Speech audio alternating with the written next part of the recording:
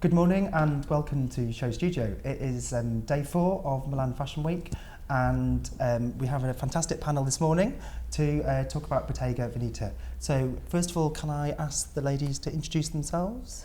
I'm Georgina Goodman, I'm a shoe designer. I'm Mimma Viglezio and I'm a consultant. I'm Dray and I'm a fashion illustrator and course leader of fashion illustration at London College of Fashion. Thank you very much. And I'm Hywel Davies and I'll be chairing this morning's discussion.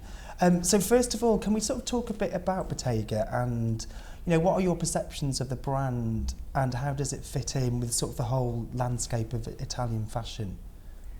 Maybe we can start with you, Georgina. What do you think? Well, I think Bottega is a very kind of individual brand, and it has, you know, that kind of unique quality of being handmade and authentic. It talks a lot about authenticity, and I mean, very well known for the intrecciato, the woven leather.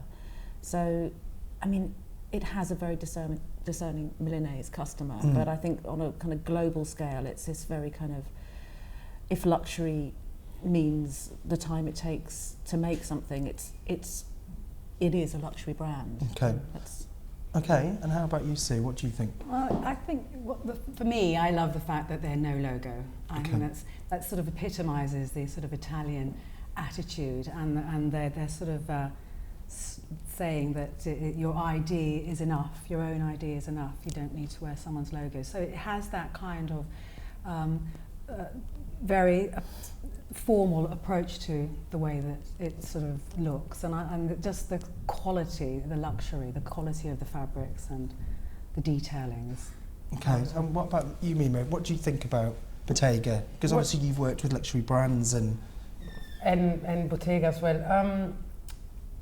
What I think is what they just said, absolutely. Even if I think that intrecciato is a logo in a way, so it's true that your initials are enough. It's true that it's a non-shouted logo, but it's also true that the brilliant idea of the intrecciato that then appears a little bit on the heel of a shoe or on the glasses, you know, it helps. But anyway, I was thinking about the ready-to-wear of Bottega, which is much more recent because Thomas started doing ready-to-wear, I think, in 2000 actually, when he started, probably immediately in 2001 or 2, but compared to the brand, it's very recent. I was thinking about the trends of this season especially, that's the time for Bottega, because he always had that 1940 chic look, Hitchcock, cold yet very elegant look.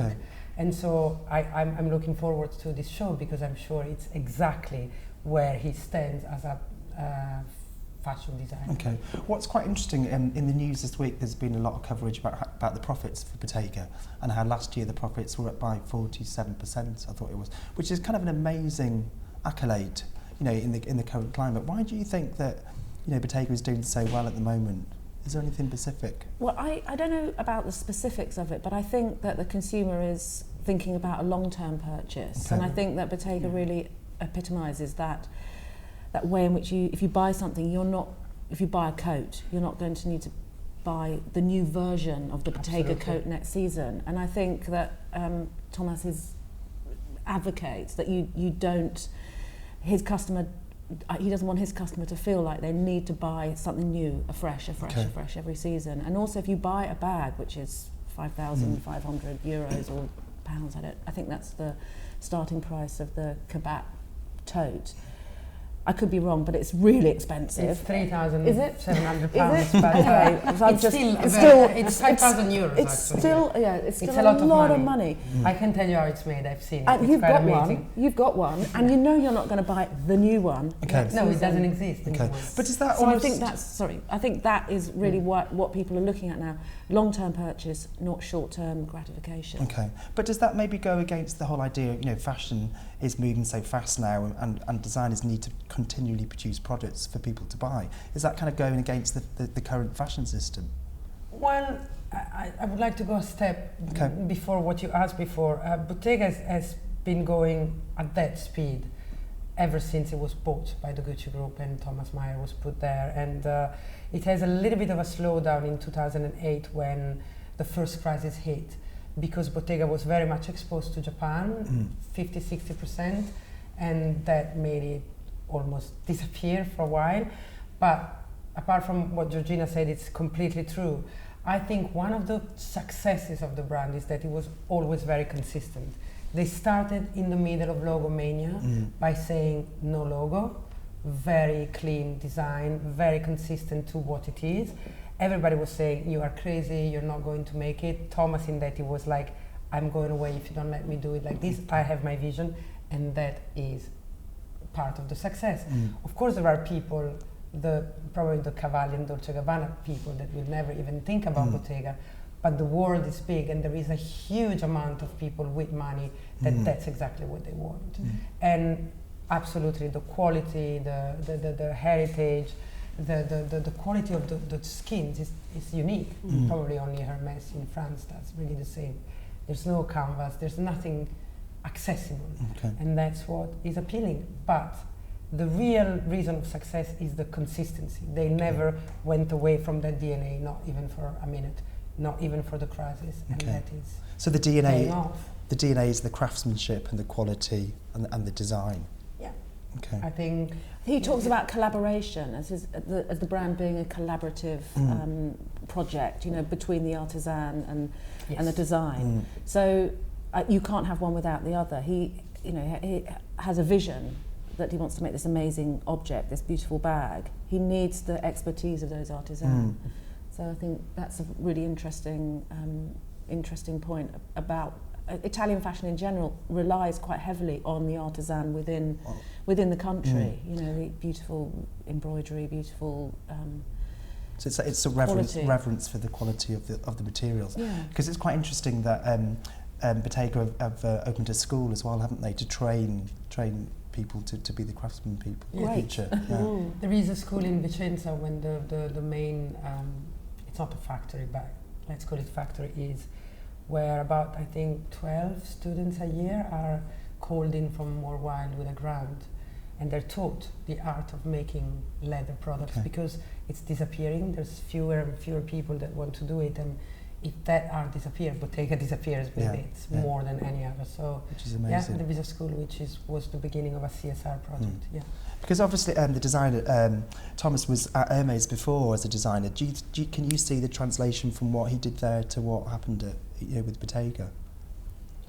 Well, I don't know exactly what he did there, but for sure, if Thomas is what I think he is, he was in his environment because he was working with a brand, again, that is uncompromising, top quality, etc., etc. So I don't know if he needed to learn anything, but if he had learned it there. I mean, I don't know what happens behind Hermès. I know the brand as a potential consumer, but it's definitely about that emphasis on quality product, isn't it? That lasts for a long time. Uncompromising one. And also, what I think is quite interesting about the design, Thomas, is that you don't really see much of him. You don't read that many articles about him. And to me, it's kind of about, is this a new sort of designer that is not, if you think about him compared to Karl Lagerfeld, that's a very sort of, ostentatious, out there designer, says lots of things that people don't want to necessarily hear. Where with Thomas Meyer, you don't hear so much about him talking, or you don't read as many interviews. Do you think that's part of the whole, it sort of fits with the philosophy of the brand? I think so. It's about being discreet, really, and I think people are sort of, it's the big celebrity culture, and I think the pendulum is kind of swinging, and people do not want to be associated with that sort of ostentation, and I think they just want to have something that screams luxury, that is beautifully, like you say, crafted, that has its history embedded in the craftsmanship, and without it having bells and all the frills that goes around it. It's just beautifully presented, beautifully made, and just has a vintage all of its own. That is, the minute it's produced, it becomes vintage. So, and I think that will be its sustainability. Okay. Absolutely. Do you think that the brand is almost sort of an anti-celebrity? I don't think it's anti-celebrity, but I think that he doesn't want to be a celebrity. He doesn't want to be the celebrity of the brand. And I think that's actually really clever, because the brand talks for itself, the clothes talk for themselves, the products talk for themselves. I mean, it's really about the bags, isn't it? At the end of the day, that's probably what they sell most of. I think it's quite refreshing, and I think that's how he started. I remember when he was appointed, there were the articles in the newspapers, and it's like, oh, who's this person? And reading about him, and that was very interesting. And then you didn't see anything else. And I think he brought out a book, the Bottega book, last year, or was it the last year the book came out? A little bit more, I would say. 2 years ago or something. And there was a little bit of a flurry around that. 2 years ago. And then and maybe a little bit around the perfume launch, but not a lot, you know. And I'm going to say something again from behind the scenes, because what you're saying, it's perfect and it's exactly what appears. However, Thomas is concerned about his image, and he's being recognizable and getting the merit as much as everybody else. And he is like that. He's quite shy and he will never be Carl, but also there are some very big rules about publicity. So Bottega cannot appear, I mean, he cannot appear in a multi-article about many designers.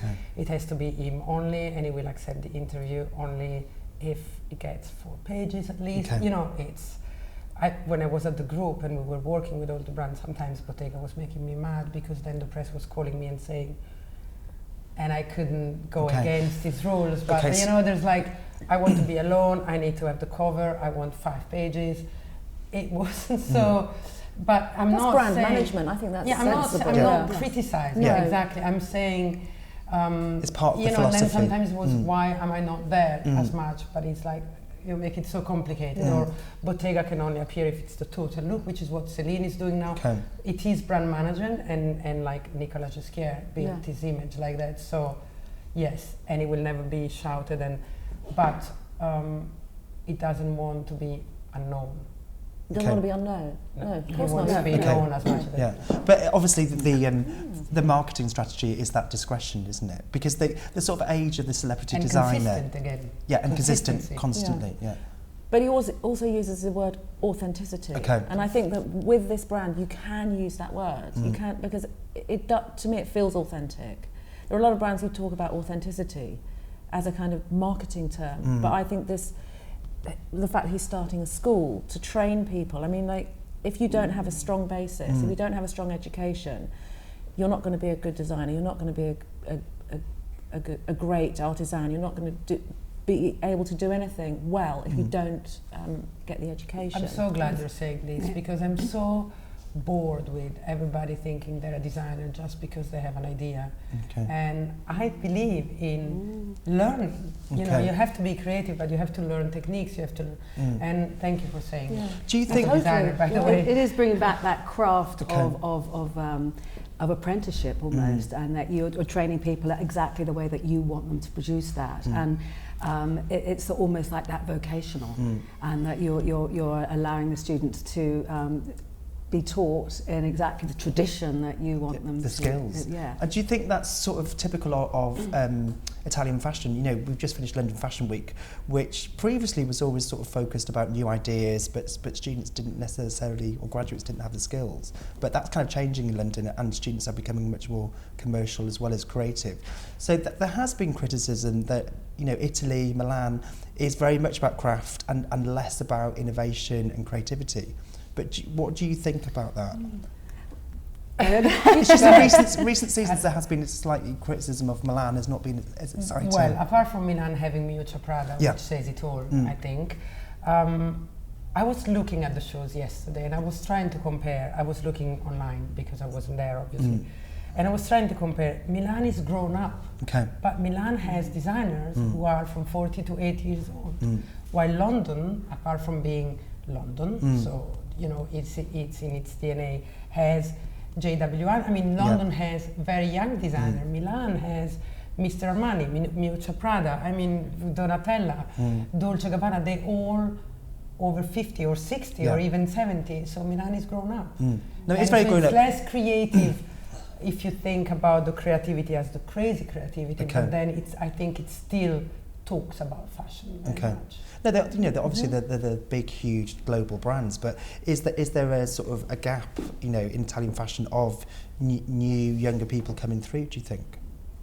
Well, they're all in London. They're all training in London. Yeah. I think that's really interesting. I mean, I have interns, I mentor people, students, and they tend to, half of them are foreign, you know, and I think that's really interesting that people want to come and train in London. We have, you know, the best colleges, we have the best teachers, we have this kind of exciting environment to learn in, and then those students will go to work in houses in Paris, to go to Milan.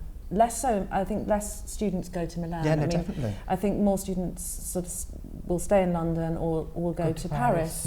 And then when you've had your 2 years experience, you may then choose to go to Milan or you go to New York. But I think that that training process is that's the kind of cycle of the training. That's why I'm quite sorry. I'll give you the word immediately. I'm quite worried about Milan in 10 years. Okay, that's what I was trying to bring up. Do you think there is going to be? Well, no. That's just talking about, you know, when I recruit students, that, you know, when I get students from Europe, they are trained in drawing. That's what they do, but their creativity then needs to be addressed because their idea development, their conceptualization, because it's based in that kind of traditional format. So you know, it's curious because I mean I saw Pam Hogg last week, and I mean she's sort of my age, and you know, you couldn't get anyone more kind of, you know, conceptual. It was like watching performance art. It was just extraordinary. But so there's almost like that Milan will, I mean, the Italian designers, I think that might become a glitch. Okay. I think maybe there might be some cross-fertilization going on here that needs to be possibly addressed. Okay. Because, you know, there needs to be some growth in that. Okay, so bringing it back to Bottega really, and how, you know, how Bottega sits in sort of the whole of Milan Fashion Week, because obviously we've had Prada and Gucci this week as the kind of the big brands that have shown. But, you know, we've been talking before about how successful Bottega is in terms of profits. So do you think Bottega sits slightly outside of the other sort of designers? Because, you know, when you think of Dolce and Prada, you know, it's a very different sort of aesthetic to Bottega. Do you think that's fair to say, or is that, you say that's not right? No, it is right. I wouldn't put Dolce and Prada in the same category of aesthetics. Yeah. Bottega, if we can compare, it would be closer to Prada, even if it's different. But I think this is the year of Bottega's fashion. Okay. I mean, the leather is there, and we have said it, and we know. The fashion is, like in every other brand, I mean, it sells less. But I think with the trends where they're going now, Thomas has his moment because he's always designed in this sort of style. And that's, I mean, I have some Bottega dresses. I'm going to take them back out because they are like what we see now. And so I think it sits perfectly in the trends of the moment. Which is and they're probably very expensive. They are very expensive, but you know what? Too. They're not more expensive than Celine or Balenciaga or just people. Since the Cabas bag is so expensive, people don't even. I remember telling Thomas or his communication team at the time, you have a problem of perception. People think it's double what it is. It is expensive, but it's not as expensive as people think. And it's not more expensive than Hermes, it's less expensive than Hermes. And but his publicity, to use all the terms, it's so expensive in its own that people think it's unapproachable. Because you mentioned before about how, you know, that most of the sales come from the leather goods, and it is 85% of sales is leather goods. So, you know, you're talking about it being his time in terms of fashion. Do you think that would shift? The percentage could shift, or is it always going to be about selling bags? I mean, every brand more or less, it's between 75. Apart from probably Stella is more of a ready-to-wear brand, and now I don't want to stay here and think about others, but this is probably the average in most. I mean, do you think Vuitton sells more than 12 or 10% of Marc Jacobs fashion, and you know, Gucci probably a little bit more, but not that much. So shall we look at the collection, which we can see? So this is the first look, I think. I'm just loving the hair. It's so 70s. It kind of has that sort of almost that Bieber-esque look to it, which is fantastic.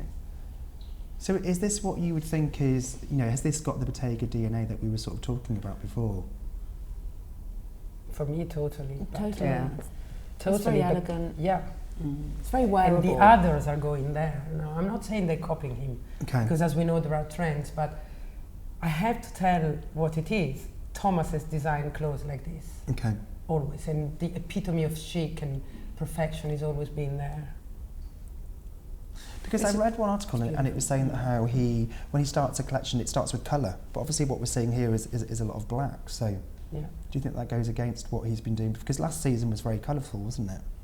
Yeah, it's true, it's quite black. I don't know, I've seen only 3 images, so I don't know, but the starts is obviously very black. It's just working with that just beautiful sort of flattering cut. You know, it's again just absolutely classic and beautifully sort of flattering.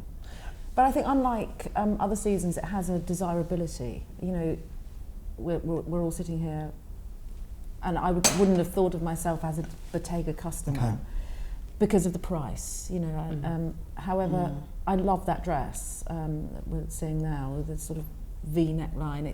It's sexy, but it's totally kind of you could rock that up. Okay.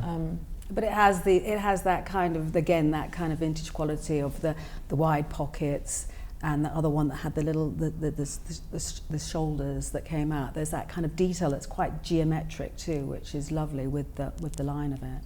It's quite interesting what you said, Georgina, about it being sexy, because I wouldn't normally think about Bottega being a sexy brand, but do you think? Or would you disagree? I think sexy comes from chic. Yeah. I don't think sexy it's more comes elegant. from skin. And I mean, but that's the way That's a I woman's am. perspective. Yeah. I mean, some women think this is old fashioned or old looking. For me, when I look at a woman, as a woman, so I don't think sex in the sex way, but it's when I look at someone chic. Yeah, it's not. And so for me, this is sexy. It's different to Gucci sexy, isn't it? Yeah, it's very completely different. It's a whole different world. And what you were talking a bit about the hair and the styling, so you know that seems quite young. That's a great. Yeah, that's what's quite nice about that. It's got that really cheeky kind of detailing to it, which kind of then lifts it into another arena. Okay, so this is very different. We're seeing now, you know, colour and Very Schiaparelli-esque, isn't it? and kind of drawing as well. Yeah, and that huge shoulders. Yeah, nice illustration on. Well, I was just thinking that would be lovely to draw. I mean, that's got such a nice kind of movement to it, which I could just see that kind of in movement walking down the catwalk would be great to draw. It's quite a flamboyant dress. Absolutely, because it's Yet it's not, but I see what you shame. mean. It is, yet it's not. That's Because where of the Thomas length. is a master. Because even if he uses flamboyant bits and pieces, then it's still, paradoxically, it's still quite clean, isn't it? It is, it's clean. It's nice. In a lot of his interviews, he talks about how both his parents were architects, and you know, a lot of what him growing up about was sitting by his parents, watching them draw, and the precision, precision. Can you sort of see that in the collections? No, I didn't know that, but actually now you're saying that, it's hugely constructed in that way, and that's when that kind of peplum shoulders and those little pockets, it's kind of airtight, the way that it's constructed, which actually I can see that influence coming through quite a lot. And he's gone for a platform silhouette, which I think obviously works with that kind of 40s feeling of the collection and his style. But we've seen a lot of no platforms and points, and that would very much change the look of that outfit. It would make it look much more 80s. If you put another shoe with it, because you're not, unless you are a Bottega robot, you're not going to wear a total look. So you have to think about the other things that are going to be delivered to the shops at the same time, and how you might wear that. Because I was seeing Marc Jacobs last week in New York, and it was the shoes were really small, little heels and very discreet little shoes. So that it's kind of that just works with the kind of bringing it into another kind of more contemporary. I think. And this is a winter collection. Obviously, the colours are quite summery. Does that make any difference anymore? Do you think it doesn't matter? Or? It's funny you say that, because I've seen that a lot. I mean, there has been a lot of furs and big coats, and I was also thinking from the men's on, it's going to be cold winters, but then most of the people had, when it wasn't a coat, the dresses. I don't think there is any season anymore. Doesn't matter, because it's people so are expensive travelling. that you really want. Yeah. I don't know you, but I don't really change my wardrobes anymore. No, but I think it's everything there, and you It's wear so it in a interesting. different way. Exactly. I think as a designer, you're expected to, when I've done consultancy for Italian brands, or they have a global customer. You know, they'll have an Arab customer who's maybe buying something in winter, and it's boiling hot wherever they're going, and it's about that global traveller. So you need to be able to have fur in the summer because you might be going somewhere cold, and a bikini in the winter. So you need that all in a collection. I mean, I always have boots in a collection, whether it's winter, summer, because people are just designing for international markets now. Totally. Yeah, but you can see it on the cat. Completely, The only difference is that you put a coat or two. Yeah. Or like Fendi did a few coats. But I mean, otherwise, the dresses are... It's a shame we can't see this bag a little better, because that's gorgeous. Is that the first bag that's been on the catwalk? I think so, yeah. Controversial. But you know, he did the Dr. bag 5 or 6 years ago. So they were talking about Archives collection for Prada yesterday, but I think this is Thomas at its best as well. There's a lot of great hits here in the shapes. The skirt you were saying before, I have a Bottega skirt in orange, which is exactly the same shape, and it's from probably 3 years ago. The Dr. bag existed, you know, then it changes a little bit, but this is also a great hits collection. And he does this thing where he blocks the colour. He likes to sort of keep the colour very neat and tidy. So we've got a kind of matching, well, we haven't got a matching leather in the bag and shoe, but we've got a matching tones. Yes. That would be nice to draw, because I could see all those Shapes, gorgeous lines but and again, shapes it's very much coming about through. construction, isn't it? You Absolutely. know, amazing pattern cutting. Absolutely. And the materials. pattern cutting's great. But I think that a brand like Bottega would own their whole production, from manufacture of material right through to the, you know, everything. For the leather, yes. I don't know about not the materials. I don't think so. It's too small for that. But for the leather, Definitely. there are some Canons? crocodile farms in Florida or Louisiana Who only make for that are Bottega. or the Gucci group. Okay, they do for Well, all they're the owned by the brands. Gucci group, I guess, Tanneries. I don't know about the you know, the cashmeres or the leathers for garments. I don't know. I can't see this one. No, me neither. I love the last one. That would have looked gorgeous on you, by the way.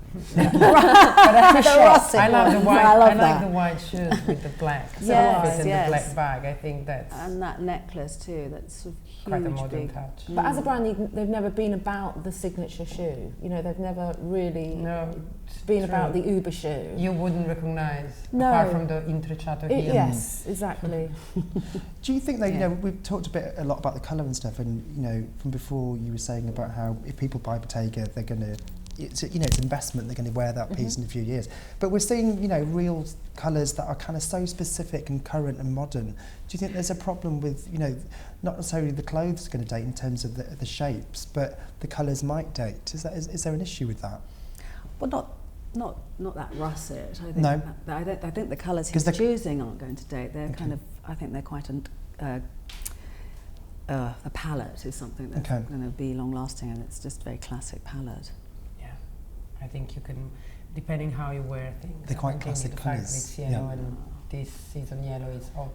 Then you can wear. Maybe you don't wear it next season, but in 2 or 3. Okay. But he's really pushing a lot of black. Isn't he? But I love the russet with the black. I mean, brown and black are my favourite two together, and yet they say they shouldn't be seen together. Was it blue and black? Anything. But it's, I love the brown and the black. It's just that it's just so classic.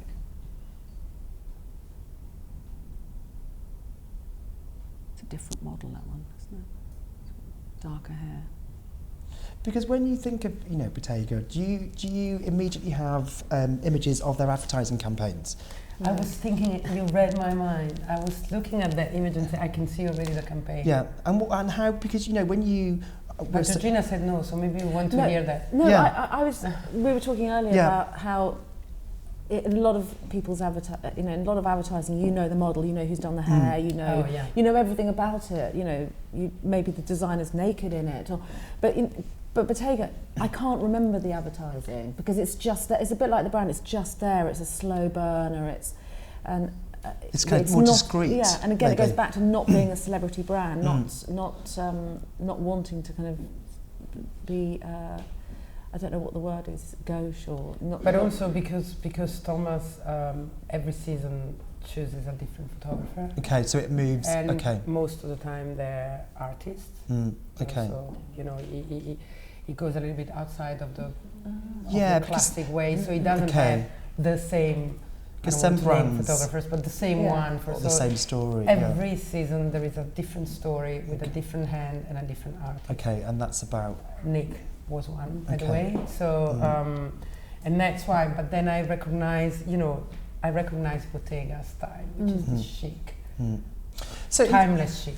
In terms of the customer for this collection that we're looking at, do you think he's designing for an international woman, or is it, is it very Western? Is there a difference? Because designers obviously are looking... First market is Japan. Okay, that's the biggest market. Yeah. Okay, so do you think that it was, I don't know now, I don't see the figures anymore. But I don't know if it still would be Japan. Do you think? I mean, it was certainly for leather, and I think the 10 or 15%. But what about the clothes specifically that we're looking at now? Because I was reading an article and it was saying how obviously the growth is the new markets, but Bottega is focusing on Europe for expansion because they think that will inform the new markets more. It's kind of interesting. It's a different business model. Why would you say that this is a Western moment? No, I'm not. I'm not saying. I think it's timeless and beyond geographic. I mean, it doesn't matter. Yeah. You just need to be of that kind of style, right? Which is what? I can see a tiny Chinese woman looking stunning in this, and a tall American woman looking stunning. In this. But what I do know about the customer from someone I knew who used to work in the store, which on Bond Street, which I think is such a great indicator. You speak to somebody who's actually sold the product. And she had a little book, like really good shop assistants have, of all of her customers. And she would bring those customers up when this piece came in and say, I've got this great piece for you. And that's the they way would to do it. Exactly. And it's about customer retaining the customer. Okay. So I think that Thomas, I've read an article, speaks about his customer, and I really think there is a Bottega customer. You're not going to just think, I think I'll buy Bottega this. Absolutely. Yes. I'm not. It's a loyal customer. It's a loyal customer, and so it's about that customer buying deeper into the brand rather than the customer flipping from I'll go buy Dolce, I'll go to Bottega. Yeah, it's a loyal, faithful. They go to the store. They spend their 25 grand in the store or their 50 grand or whatever it is, and then they say bye, see you next season. And I think you kind of introduce your daughters to it. It's the first little present they get for their 18th birthday would be. Do you think so? My first I think it's older. No, I think it's older. But when for Christmas I buy a few, or I used to when I was still working for the group, a few of like the business card holder in Intrecciato or the tiny little keyring, and you give people that little Bottega box. From 18 to 60, they love you forever. Really? I think so. It's very it's special. Like the Tiffany blue box, exactly. or the Hermes yellow box.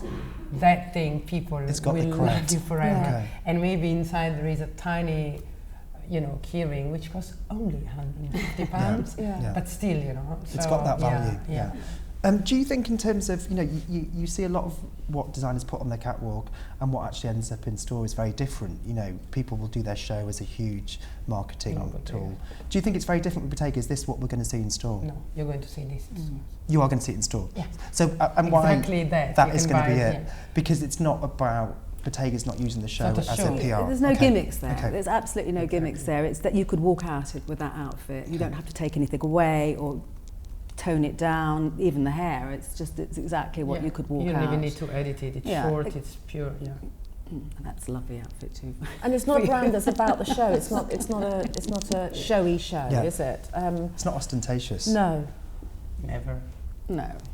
And what's quite interesting, we're watching this as a stream of images. It's not been live streamed, so we're not experiencing the music or the atmosphere. I wonder what the what do you think the music would be? Would it be classical music or? Possibly. I'm going to remind you of a little controversy, but Thomas used to have, we don't know who used to do his music, and once, I think it was Gottfriedini, or I think it was Gottfriedini, said the fashion was fantastic, but it was like lift music in a department store, and Thomas really got upset, but it was quite true. What was it? What music was it? Lift music, like lift music, escalate, supermarket music. Supermarket, and then he hired Michel Gobert, and the music became fantastic, and so now probably it's good.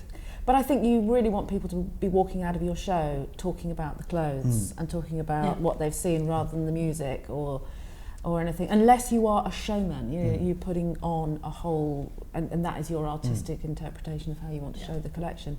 I think the fact that he's not live streaming, he's not doing any of the kind of internet stuff with the collection is telling of his vision, really.